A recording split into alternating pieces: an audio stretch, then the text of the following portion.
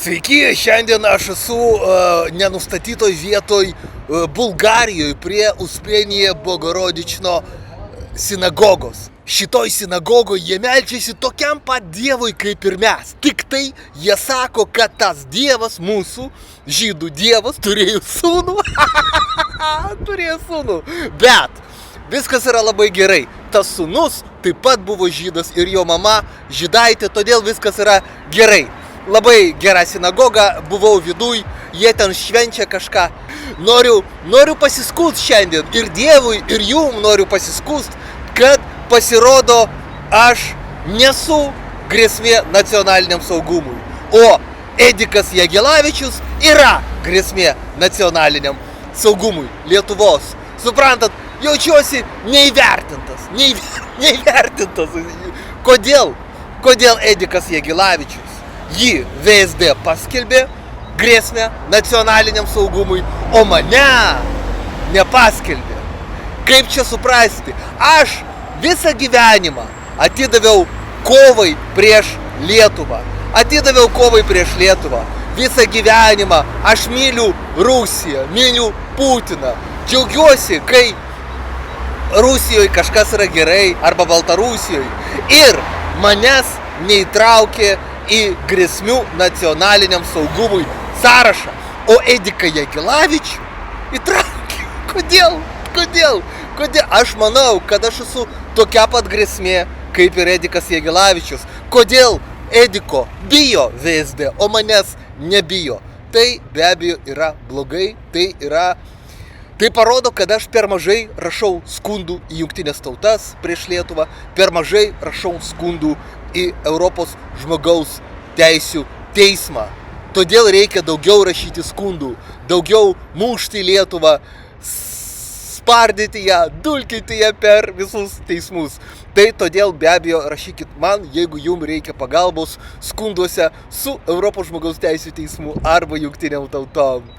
Man dar reikia labai daug dirbti. Edikas sako, kad mane irgi paskelbtų grėsmę nacionaliniam saugumui, jeigu aš tapčiau žurnalistu Baltarusijoje kaip jis, o man siūlė vesti laidą Baltarusijoje, o aš atsisakiau, o Edikas neatsisakė. Aš atsisakiau dėl to, kad man labai svarbu yra keliauti. Aš negaliu visą gyvenimą, ilgai sėdėti Minske, man reikia į Bulgariją. Čia dabar už mano nugaros yra romėnų griuvėsiai Bulgarijoje. Čia buvo Romos imperija kažkada. Bet griuvėsių aš jau jums rodžiau labai daug. Šitie griuvėsiai, čia vonios buvo, ten pirtis jų. Labai gera vieta. Tai jeigu mane paskelbtų grėsmę nacionaliniam saugumui, kaip Ediką Jagelavičių, aš galėčiau eiti pas rusus, sakyt, žiūrėkit, mane paskelbė grėsmę nacionaliniam saugumui, duokit man pinigų man duokit man pinigų duokit, nes mane paskelbė grėsmę nacionaliniam saugumui. Aš esu labai geras, o jie mane paskelbė grėsmę nacionaliniam saugumui. Taip aš sakyčiau rusams ir prašyčiau pinigų iš Kremliaus, o dabar negaliu taip sakyti. Suprantat, neįvertino manęs, o Ediką Jagelavičių įvertina. Tai dėl to aš Edikui Jagelavičiui pavydžiu. Bet normalūs griuvėsiai yra romėnų, tai yra normalūs pastatai. Aš galvojau, kad čia bus blogiau, o išsilaikė neblogai. Todėl šiandien parašėm skundą, už griuvėsių romėnų yra sovietiniai pastatai, labai sovietiniai daugiabučiai, labai gražu. Tai dėl to šiandien parašėm skundą VSD dėl Ediko Jagelavičiaus, kad jie ištrintų iš grėsmių nacionaliniam saugumui sąrašo. Aš net ir nežinau, ar Edikas nori, kad jie ištrintų. Aš irgi rašyčiau, aš irgi sakyčiau, kad ištrinkit mane, o iš tikrųjų aš tuo didžiuočiausi. Bet manęs neįtraukė į tą sąrašą, tai todėl negaliu kuo pasidžiaugti, kuo didžiuotis. Tai reiškia, prašom iš VSD, kad ištrintų Ediką Jagelavičių iš grėsmių nacionaliniam saugumui sąrašo ir tarp kitko Grabauskui jis irgi reikėtų pasiskųst. Tai prašom, kad ištrintų jį dėl to, kad, jį įtraukė dėl žodžio laisvės, dėl to, kad jis yra žurnalistas. Žurnalistas radio stotyje Belarus, kurios galima klausytis Lietuvos pasienyje ir netgi Vilniuje daina. Ir ten galima per radiją klausytis, ką Edikas sako apie Lietuvą. Tai yra jo žodžio laisvė. Jis ten žurnalistas. Ir jį už tai įtraukė į grėsmių nacionaliniam saugumui sąrašą. Vat manęs neįtraukė, o aš blogeris, bet čia panašu į žurnalistą blogeris yra. Vat, bet neįtraukė, jį įtraukė. Tai vat, kadangi tai yra žodžio laisvės pažeidimas, prašom, kad jį ištrintų. Plius ten parašyta, kad jį įtraukė į šitą sąrašą dėl to, kad jis yra Paleckio politinis bendražygis. Būti kažko politinių bendražygių, tai yra politiniai įsitikinimai. Tai taip pat yra išraiškos laisvė. Tai yra tavo laisvė būti kieno nori, to ir būti bendražygių. Čia be abejo yra 19 straipsnio dėl išraiškos laisvės pažeidimas. Ir be abejo Lietuva kaip visada pralaimės. Kaip malonu, kai Lietuva pralaimi. Po to tenai VSD rašo, kad įtraukė Ediką į grėsmių nacionaliniam saugumui sąrašą dėl to, kad jis buvo nuvažiavęs arba nedavažiavęs iki Donbaso ir gyvena Baltarusijoje. Kad žmonės, tai yra judėjimo laisvės pažeidimas. Tai yra Jungtinių tautų pilietinių ir politinių teisių pakto 12 straipsnio 2 dalies pažeidimas. Tai yra judėjimo laisvė. Kur noriu, ten ir važiuoju. Kur noriu, ten ir gyvenu. Noriu, gyvenu Baltarusijoje, kaip Edikas. Arba kaip aš gyvenu Baltarusijoje. Aš turiu Baltarusijos pasą, pavyzdžiui. Tai ir su juo negyvenu Baltarusijoje. Gyvenu Bulgarijai su baltarusišku pasu. Bet ašgi toks pat blogietis kaip Edikas. Ir manęs neįtraukė į šitą sąrašą, o Ediką įtraukė. Tai prašom dabar, kad Ediką išbrauktų iš tenai, kad pasakytų, kad jis nebe grėsmė. Ir antras, reiškia, mūsų punktas, tai yra judėjimo laisvės pažeidimas. Nori, važiuoji į Baltarusiją, nori nuvažiuoti į Donbasą, važiuok į Donbasą. Kur tu nori, tu ir važiuoji. Tai yra tavo gyvenimas, asmeninis gyvenimas. Ir joks tenai VSD, arba ten ministras Kaunas, Krašto apsaugos ministerija taip pat paskelbė Ediką grėsmę nacionaliniam saugumui. Tai joks iš šitų dalbajobų iš VSD arba iš ministro Kauno draugų, ten bendražygių, chujažygių šitų, neturi teisės domėtis, kur tu važiuoji. Tu kur nori, ten ir važiuoji. Tai yra tavo laisvė. Na ir trečias punktas – narystė tarptautinėme geros kaiminystės forume. VSD rašo, kad Edikas Jagelavičius yra grėsmė nacionaliniam saugumui, kadangi jisai yra šito forumo narys ir kaip aš suprantu, jis dabar yra ir pirmininkas, nes Baltarusijoje jis yra įsteigęs tą organizaciją, Lietuvoje šita organizacija, tarptautinis geros kaiminystės forumas yra uždrausta ir dėl to, kad uždrausta, tai jos nėra, o Baltarusijoje yra ir jis ten pirmininkas, kaip aš suprantu. Ar narys? Koks skirtumas?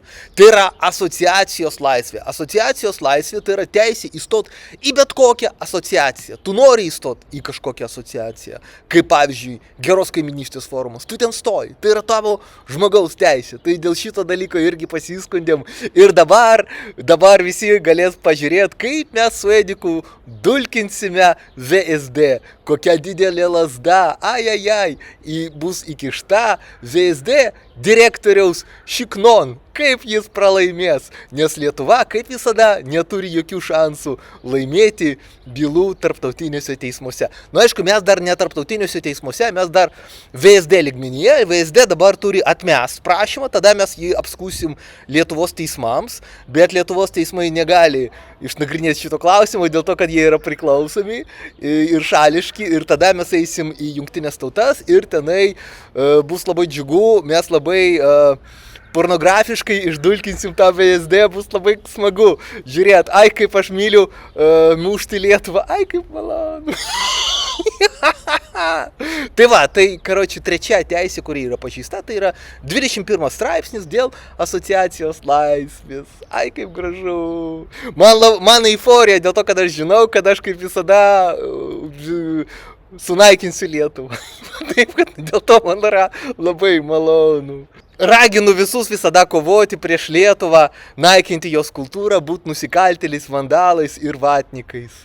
Aš radau Bulgarijoje megalitinius griuvėsius. Nu čia yra megalitai. Tokie akmenys, kurie sveria kelias tonas, tai yra megalitai. Tai oficiali versija yra, kad tai buvo pirtis. Nu žmonės, tai negali būti pirtis. Tai negali būti pirtis. Galbūt pastatas buvo naudojamas kaip pirtis, kai romėnai jį rado. Bet aš manau, kad tokie akmenys tai yra ateivių civilizacijos palikimas. Romėnai negalėjo kilnot tokių milžiniškų plytų, tuo labiau, kad pastatytų pirtį. Tai nerimtai skamba. O romėnai buvo rimti žmonės, ne, tokios plytos negali būti naudojamos vien tam, kad pastatytum pirtį. Tai yra senovės megalitinė civilizacija ir, kaip jūs matot, aš lankausi visose tokio pobūdžio vietose po visą pasaulį, nes man įdomu pažiūrėti, kaip gyveno ateiviai. Na, čia žiūrėkit, kokios plytos. Tai negali būti pirtis. Tai be abejo buvo ateiviai ir aš tikiu, kad greit ateiviai grįš ir padės mums sunaikinti juridinį asmenį Lietuvos Respubliką. Tuo jis pasibaigs tas juridinis asmuo, nes jis nereikalingas nei mums, nei ateiviams. Nebeliks Lietuvos Respublikos kaip juridinio asmens. Ai, kaip gerai. Na ką, uždarė mane bulgarai čia, šitoj romėnų pirtį užsidarė, kol aš vaikščiojau. Pasirodo, pasibaigė darbo laikas ir uždarytos durys, vartai, viskas. Reikės man lipti per tvorą. Nėra nieko, jokios apsaugos nieko. Vat aš galvojau prieš einant čia, ar mokėt už bilietą, ar perlipt per tvorą. Ir pagalvojau, Stanislavai, kiek tau metų? Tau 43 metai. Nusipirk bilietą. Ir aš nusipirkau bilietą. Ir vat įėjau. Ir pasirodo, 5 valandą jie užsidaro. Tai yra prieš pusvalandį jie užsidarė. Ir viskas, aš esu uždarytas. Tai man reikia dabar lipt per tvorą. Tai klausimas, kam aš pirkau bilietą? Aš galėjau 5 valandą ateit, perlit per tvorą ir nemokamai čia pabūt iki pat saulėlydžio. O saulėlydis bus už 2 valandų, tai dar 2 valandas tikrai bus saulė. Tai vat, karoči, veltui aš išleidau pinigus bilietui, nes vis tiek teks lipt per tvorą. Prisirašykite prie mano kanalo, o jeigu jums reikia parašyti skundą į Europos žmogaus teisių teismą arba aukščiau į Jungtinių tautų organizacijos teisminės institucijas, parašykite man e-mailą arba paskambinkite per WhatsAppą.